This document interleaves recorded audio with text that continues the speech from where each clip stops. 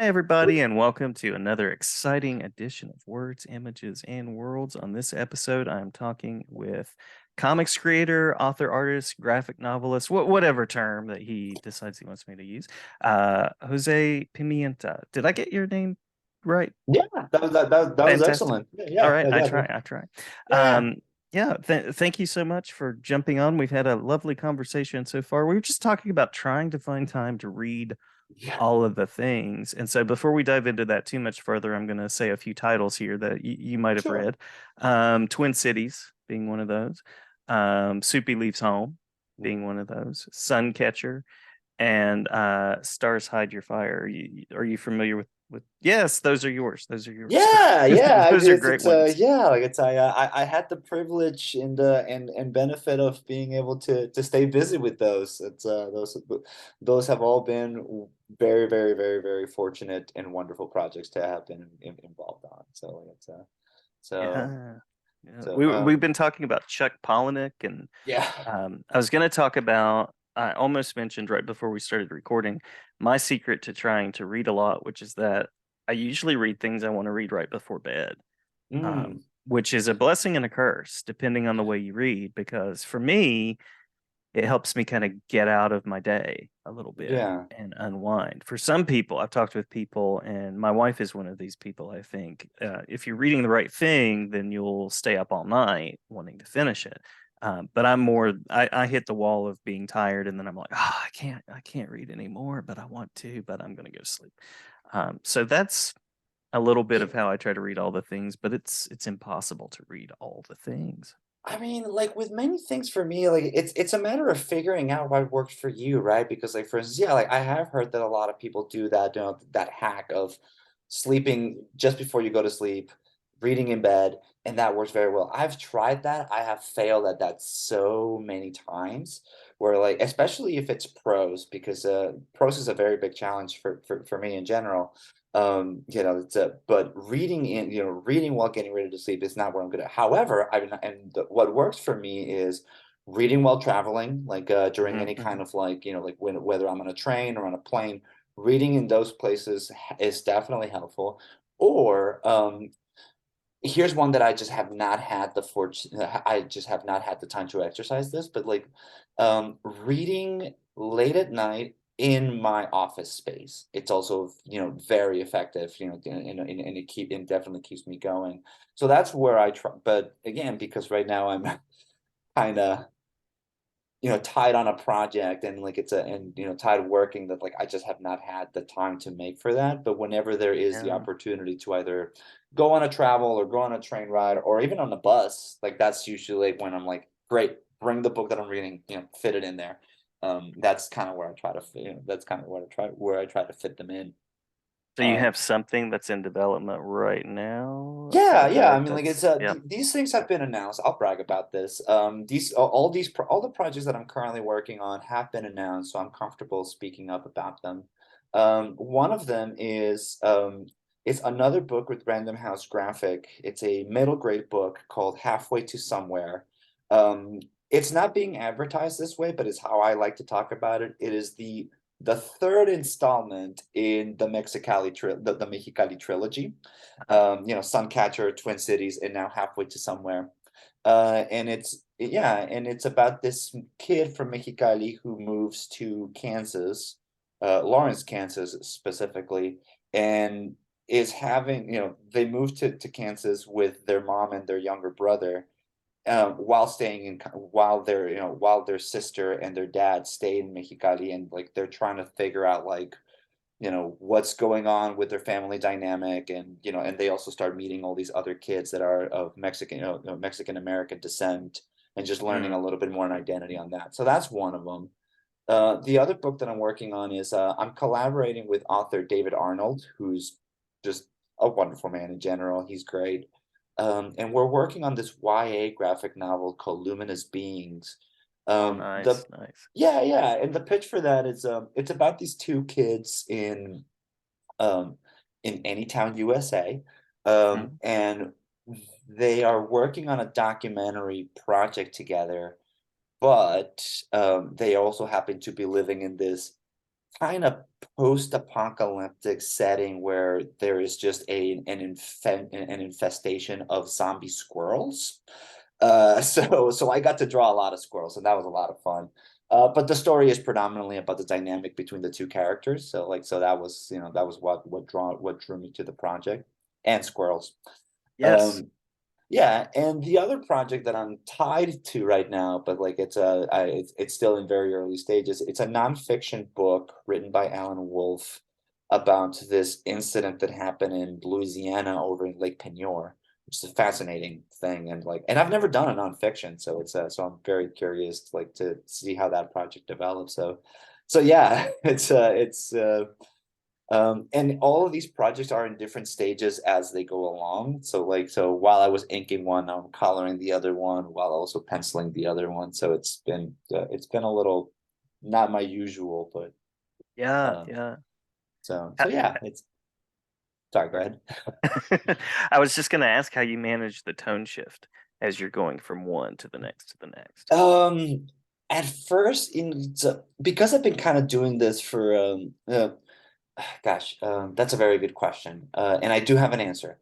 So one of the things that became definitely a challenge is that because I've been working on these projects for a little over a year now, I think I've kind of managed how to make that tone shift. Hmm. And especially since one is YA, so there's a lot more there's a lot heavier shadows, there's a lot more usage of black, there's a lot more of an adult tone to it. While the other ones being, metal grade, it's more open lines, it's a lot friendlier, it's more focus on it's a lot more focus on drawing for color directly as opposed to drawing for as opposed to drawing for the inks. Um, yeah, I mean, like I managed the shift just by like assign a certain amount of time for each project. Hmm. That has helped me a lot of like this week is just this or this month it's just this. So that way I have that entire amount of time to be prepping myself for the next stage to come. And I think that one of the things that helped me do that a lot was that before I was making comics full time, I was doing a lot of commercial storyboards for advertisement, for short films, for music videos, and those things are so mercenary. Like you go from a soft drink commercial one week to the next one you're doing a commercial about a car to working on a music video for a pop star to working on a short film that is an indie project heartfelt between characters. So so I guess subconsciously I've been training for that for a while of just shifting gears, if you will. Hmm. So yeah, yeah, it's to give a mechanical answer, like yeah, I approach it as like, how do I shift gears? How do how do I prepare for the tone that is yet to come? And knowing that that change is coming is what ends up being helpful. So it's that Yeah. way, it's just like, so yeah, so that kind of helps me both be in the zone while I'm working, but then as soon as I'm done, it's like, okay, this next thing is coming. So do I know how to do that? What do I need to do? What kind of research do I need to do? What material should I be reading after that? This sounds very, kind of artsy fartsy a little bit, but like it's what kind of music should I be listening to as well? Like Oh, not at all. Yeah, yeah. that helps a lot of just like, yeah, like if I'm gonna be working on something that is more upbeat, then crank out the dubstep, like, or Yes, yeah. something, or whatever music you feel that is upbeat and fast and tempo. Love So it. yeah, Yeah. that's Music yeah. just sets that tone. It does. Yeah, like one of the things that I do a lot and it helps me and like it's I don't know if it helps everybody, but it helps me a lot is that I make playlists just Hmm. like and that way like and I try to make playlists like as specific as possible. I learned that trick while I was reading one of the art, the making of the movie Where the Wild Things Are. Hmm.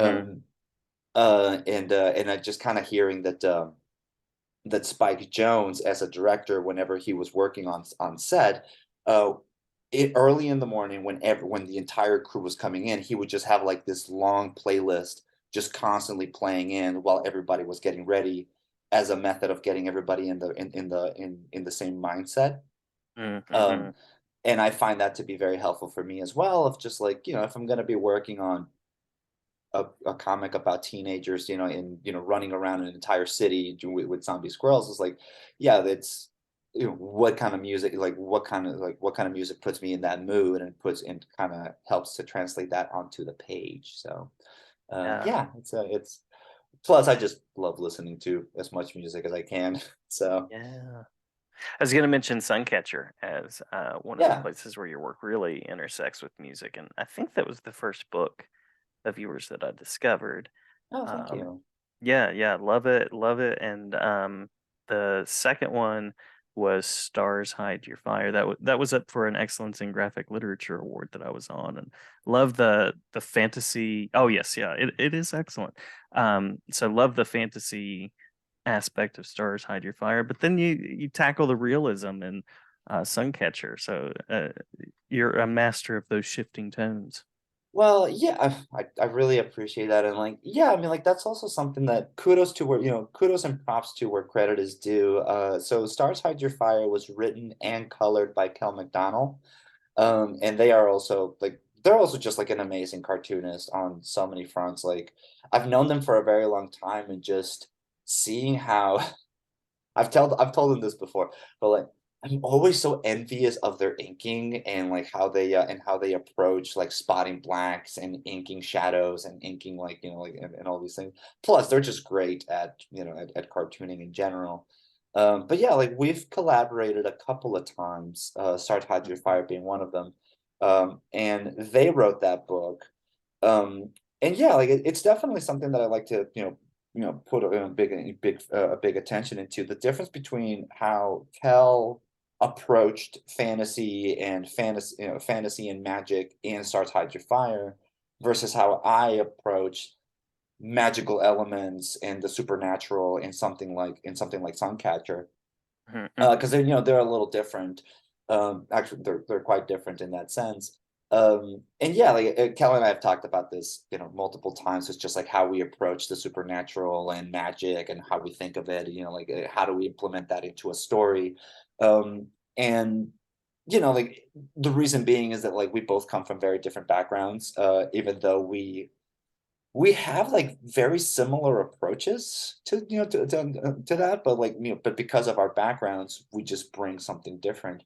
But collaborating with them on Stars Hide Your Fire was just like was such a delight, and seeing like where they were getting at with how they wanted to approach this relationship between these two friends encountering a supernatural element. And by contrast, when I was working on Suncatcher, like one of the things that I was kind of going with is just how a lot of it is more it's an internal thing.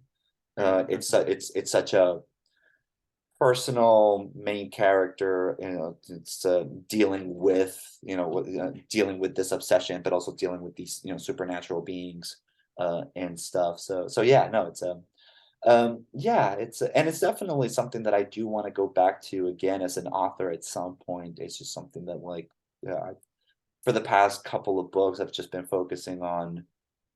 Well, Twin Cities and and now halfway to somewhere are very grounded. Like they're very Mhm. much on like reality, I guess. But yeah, I've also been kind of quenching a little bit of like, no, I kind of want to throw a little more supernatural in comics to come, but we'll see what Oh yeah. happens.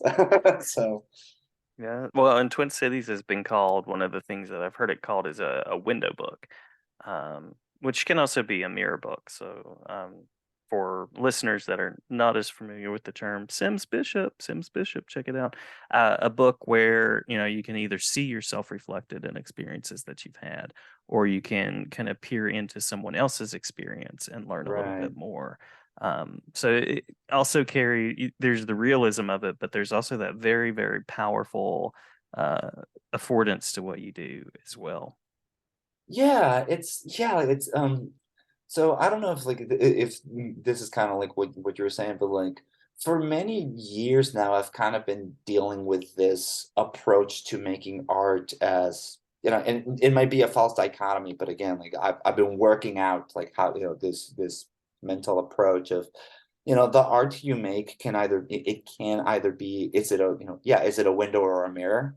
Like, Mhm, yeah, are you mhm, projecting how you wish things were? Are you projecting how you want things to be? Are you launching yourself, or are you creating something that reflects the reality that you live in on a day to mhm, day, and just mhm, and how accurate to that? Um, and that's something that comes up a lot, predominantly like in the writing section of like, are not just in the writing section, but but not to be coy, but when it comes to real life issues, when it comes into dire circumstances that we are going through, just to throw the hot buzzwords, there's like anything that involves representation, or mhm, or the circumstances of various marginalized communities. And when you're writing about something like that, are you projecting how you wish things were and trying to present the potential of a better world? mhm, But by doing that, you're also going to be faced with, well, that's not how things are. And and I think that it's just as valid, right? But I mean, like, it's just a matter of which, what you choose to portray, and by contrast, the other way around is like, if you portray as close to reality the world that you live in, as a mirror, and just how things are, by doing that, are you also, does that come at the expense of demonstrating how things could be better, or like how mhm, things could improve? Like, are you proposing anything? And these are not either or at least I don't think so much. Like, I do think that there's, but yeah, with Twin Cities, like, there's a lot of things in there that I wanted to reflect about what my experiences were growing up at the border, and what a lot of the people that I talked to, because with every book that I write, I try to do the as much research as possible, especially for characters that are a little beyond my experience. mhm, So just to put this on the podcast, um, I mean, I'm a non-binary person, but I grew up being raised with the intent to be, to be considered male, which I'm not. Um, but by that definition, I didn't grow up with a whole lot of feminine approaches to how I was being treated. So if I'm going to be writing a book about a girl growing up in this area, maybe I need to talk to maybe I need to talk to more, girls who grew up in the and just hear what their experiences were. Um, and vice versa. Same thing with, same thing with other, same thing with other men and boys.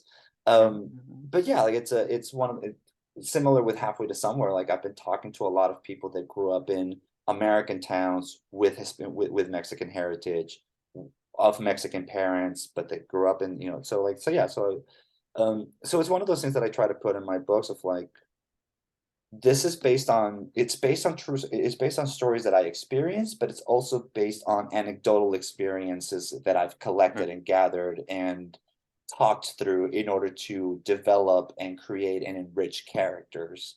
So that way they can, so that way I can try to bring them to life as closely as possible, and as respectful as possible. So yeah, it's been a it's been an interesting opportunity, and a and a very privileged one. So Well, thank you for sharing that. And yeah, I love hearing that there are threads of you and your experiences in the books, and also that idea of, if you're going to craft a world, do you write, do you rewrite? That's one of the things that we were talking about, the supernatural, uh, and post-apocalyptic, utopian, dystopian work, that possibility for holding things up as they should be, or holding something up and saying, hey, here's something you see every day, but let's critique it. So I love right. those possibilities as Yeah, well. and that's something that a lot of, specifically both fantasy and sci-fi authors talk about that a lot, right? I mean, like, that's, they are trying to bring contemporary issues, but portraying them in a way that it's both the metaphor, but also a proposal of what can be done about it, or like, or Hmm. or hypotheticals of what could happen if things, continue the way that they are. Um, yeah, I mean, that's the entire foundation of multiple science fiction, Hmm. both IPs and stories, and foundations that are like, yeah, imagine the world that we're living in today, but in space or in another planet, and it works just as effective, and it's just a matter of if you as a creator have that voice or like are trying to develop that voice, it's good to look to those. Yeah, with for me, it's been a, you know, for my personal journey has been a little bit more of like, I'm definitely more interested in like the internal struggles of characters, but I also like the ideas that are, you know, what the world can be and how does that reflect. So it's like it's a constant juxtaposition between an internal struggle versus an external struggle. Mm. It's, you know, how I like to approach that. But yeah, so Yeah, love it, love it. As we're coming down to our last couple of yeah, minutes, because I yeah. do have the unfortunately No, no, no, time no. Zoom, we should definitely do an episode two at some point, I think. Yeah, absolutely. Like it's Um, yeah, sorry that I kind of blabber no, away. Like it's you were fine. it's I've enjoyed talking with you, and uh, likewise. great conversation.